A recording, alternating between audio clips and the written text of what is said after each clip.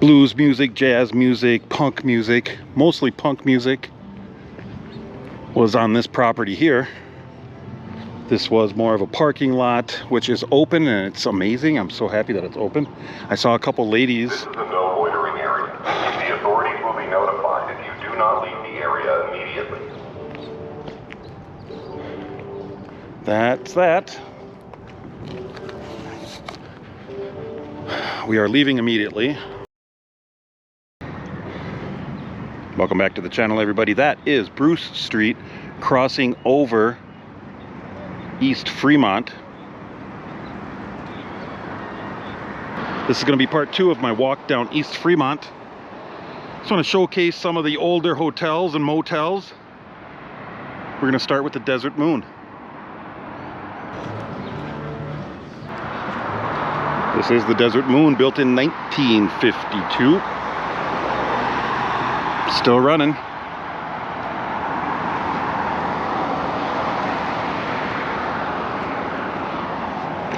Looking very good.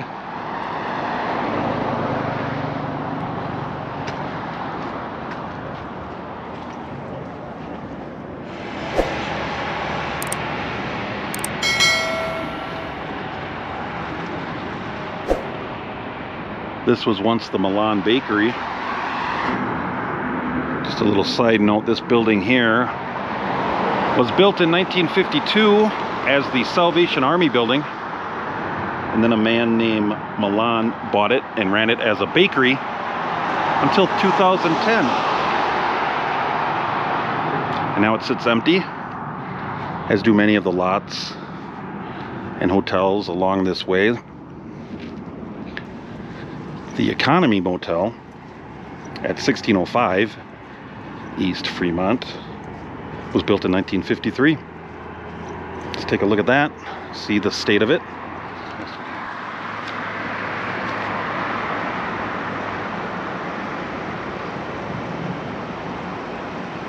Built in 1953, operated as the Wrangler Motel, became the Economy Motel in the mid-2010s.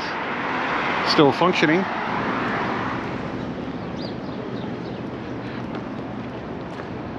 Now I'm up here at 1313, which was the Valley Motel, opened in 1952.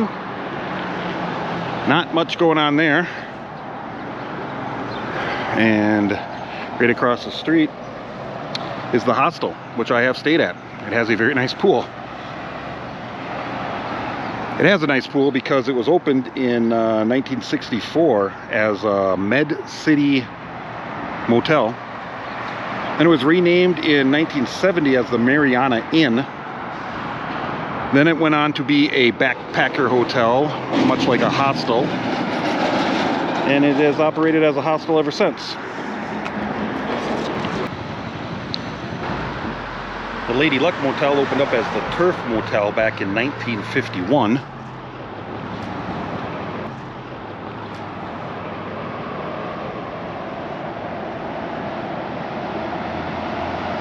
And that is a great sign. Right across the street from the Las Gables Court. Not much going on at Los Gables Court since that opened up in 1946. They did renovate the sign in 2010. It looks very nice. And you can see behind it, Peter Pan Motel. That is boarded up, but we will take a look at the sign anyway.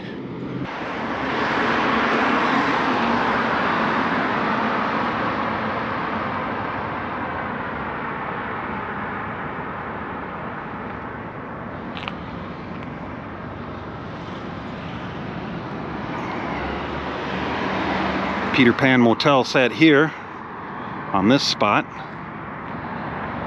and their sign went up in 1963, and I hope somebody takes that down and restores it, or leaves it and restores it to its original luster. This alley here, I want it to go down, but after looking at Google Earth, I want it to go down, but after a little bit of further research and talking to a few people today, Don't feel I should, but we are going to look at the front of the Starview Motel, opened in 1953 as the Catherine Motel.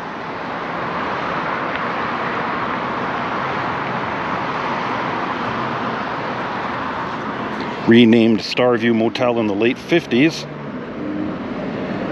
And then it got rebranded as something called Alicia Motel, which didn't last very long. Apparently someone named Alicia tried to buy a few of these motels, and try to get them back to working order. But if you look at any of the pictures, I think they did it more for a profit. They did restore the Starview Motel sign a couple years ago. I think it looks great.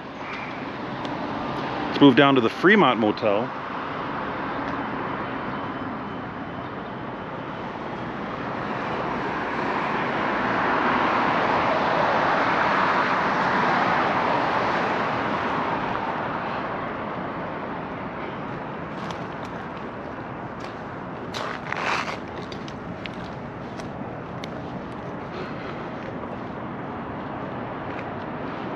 Fremont Motel opened in 1947. It was open until 1964. Then a place came in called the Arivada, like the Arizona, Nevada, Arivada, until the 1980s. And then a man named Fisher bought it and opened it up as the Fisher Motel. That one and this one were part of that Alicia rebranding project that did not work.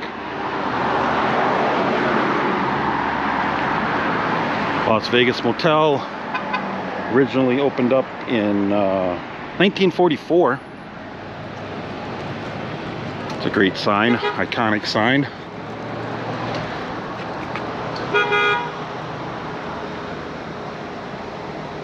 Just an FYI, the Las Vegas Motel sign was restored in 2020. And we come up upon Maryland. Across the street is the Lucky Motel.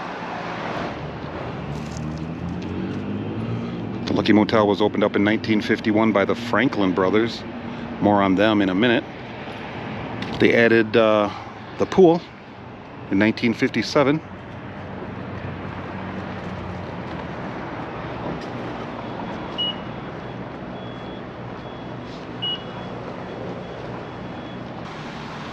So the Lucky Motel switched hands several times before it was finally sold to the downtown project here. I believe the Travelers Motel was also sold to the downtown project. The Travelers Motel was opened up as the Travelers Auto Court in 1936. It was owned by an actress named Sarah Hayden. She wasn't an A-list actress, more of a B-list, but she played a lot of roles, a lot of really good roles. If you've ever seen The Bishop's Wife with Cary Grant, she plays the Bishop's secretary. She was in TV shows in the late 50s and 60s also. She died in 1981, I believe, but when they got a divorce, she let the Travelers Motel go. Or at the time, it was called the Travelers Auto Court. Here's the entrance to Ferguson's, originally opened as the Franklin Motel in 1945, renamed Ferguson's Motel, actually Ferguson's Downtown Motel in 1960. That art installation is called Big Rig. I believe that was put there in about 2015. So this is Ogden and 11th Street.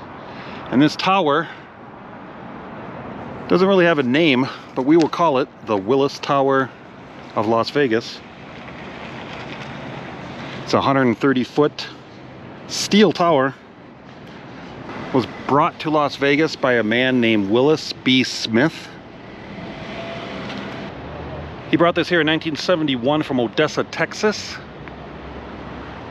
And he was going to use it as a advertising tower, basically. It's an old oil derrick. But the plan was shot down because the city already didn't like them, and they made their signage, what do you call it? The city made their regulations on signage even tougher. So you couldn't have a sign over 40 feet tall. The tower's not a sign, and he had a permit to keep the tower here. So the signs had to go, but the tower stayed. Willis Smith died in 1980 or 81, I can't quite recall, but the tower's been here ever since, and it is now owned by the Downtown Project of Las Vegas. It's an interesting piece of a sign right there. It looks like either an El Cortez, like an EL from the El Cortez maybe. But here we are on the corner now of Fremont and 10th.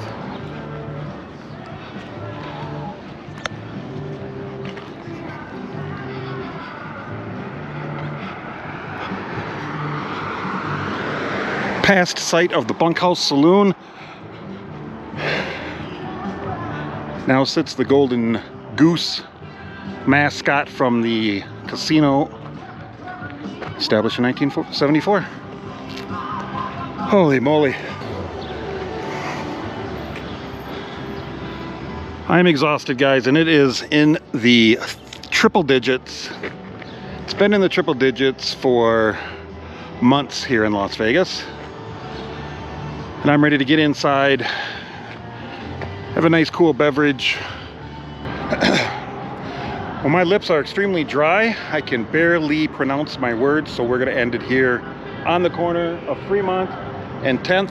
Remember, if you do like these videos, give it a thumbs up, like, share, and subscribe. Leave me a comment, and we'll see you tomorrow night.